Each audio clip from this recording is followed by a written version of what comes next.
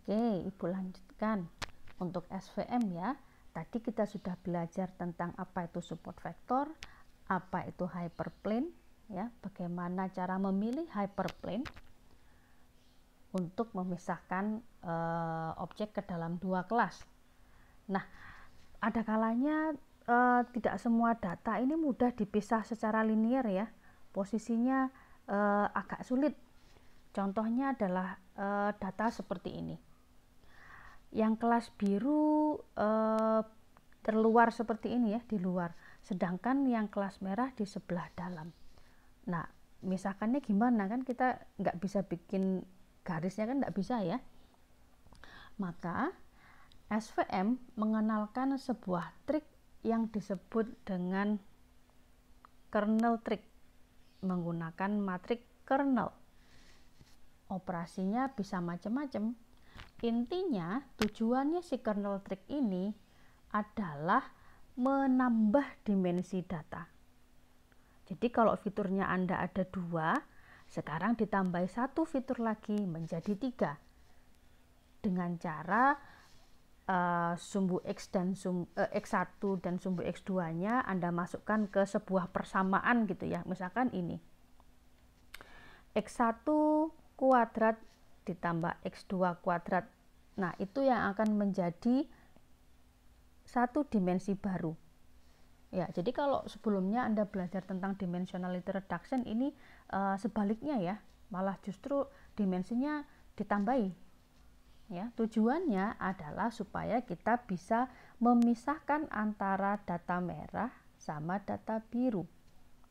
Anda lihat bahwa kalau masing-masing ini misalkan misalkan yang ini X1-nya 5 ya. Kemudian X2-nya di sini sebut saja 2. Maka 5 kuadrat 25 ditambah 2 kuadrat adalah 29.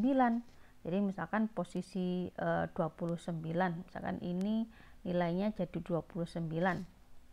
Oke, misalkan yang merah ini ya, yang merah ini dia misalkan di sini adalah 2 dan X2-nya 2, berarti 4 kuadrat 2 kuadrat tambah 2 kuadrat sama dengan jadi 8 ya. Nah, posisinya biasanya kecil-kecil di sebelah sini kan gitu. Ini data yang biru, ini data yang merah. Nah, kan jadinya ini tadi nilainya 8, ini tadi nilainya 29, jadi bisa dibedain kan? Dan kita bisa membuat sebuah hyperplane 2 dimensi ya, karena sekarang datanya kan jadi 3 ya.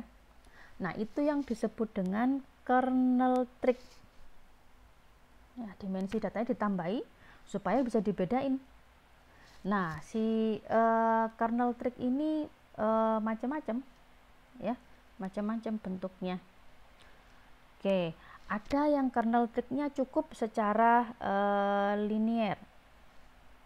Linear berarti dimasukkan aja persamaannya, berarti masing-masing X1 dan X2 atau X dengan Y-nya dikaliin aja fitur-fiturnya. Ada juga yang sigmoid ya, dia rumusnya seperti ini. Ada yang polinomial, polinomialnya mau derajat 1, derajat 2, derajat 3. Nah, bisa dimainkan nilai D-nya, digonta-ganti gitu ya. Ada juga yang menggunakan ini polinomial tadi ya, ada yang RBF, ini persamaannya. Ada juga yang eksponensial RBF. Ya, ini adalah macam-macam dari kernel trik yang bisa Anda gunakan. Nah, yang paling sering sih biasanya antara linear atau mungkin polinomial derajat 2 gitu, biasanya sudah mencukupi gitu ya. Oke, nah ketika Anda sudah mengetahui bahwa kita membutuhkan kernel trik untuk melakukan menghitung SVM gitu ya. Nah, kan pasti dalam sebuah proses klasifikasi ada yang namanya proses training kan gitu. Oke. Nah, proses training pada SVM di sini adalah bertujuan untuk menemukan alfa dan juga B yang digunakan untuk menentukan kelas dari sebuah data ya. menggunakan persamaan decision rule-nya. Jadi misalkan nanti contohnya misalkan pada data testing, data yang baru, Anda diminta mencari, oh kalau saya punya data 1, maka dia kelas A apa kelas B ya. Nah, dalam SVM kelasnya kan ada 2 tadi, yakni kelas positif atau nilainya lebih besar dari 0. Jadi kalau hasil perhitungan F1 di sini misal gitu ya, ketemunya adalah plus 20, ya sudah, berarti dia adalah kelas positif. Kalau ternyata ketika dihitung dari nilai X sama dengan 1 tadi ketemu minus 2 misalkan, ya mau minus 2, minus 100, minus 0,5, dia akan dimasukkan menjadi kelas negatif. Ya, jadi si hyperplane tadi akan memisahkan data menjadi kelas ini adalah kelas negatif dan juga kelas positif. Ya. Nah, ini adalah untuk mengetahui data tersebut dia menjadi kelas apa. Nah, untuk menemukan nilai si fungsi decision rule tadi, Anda kan butuh mencari tahu berapa alfa dan juga berapa B. Ya, alfa ini ibaratnya adalah sebuah bobot. Ya, bobot yang Anda cari.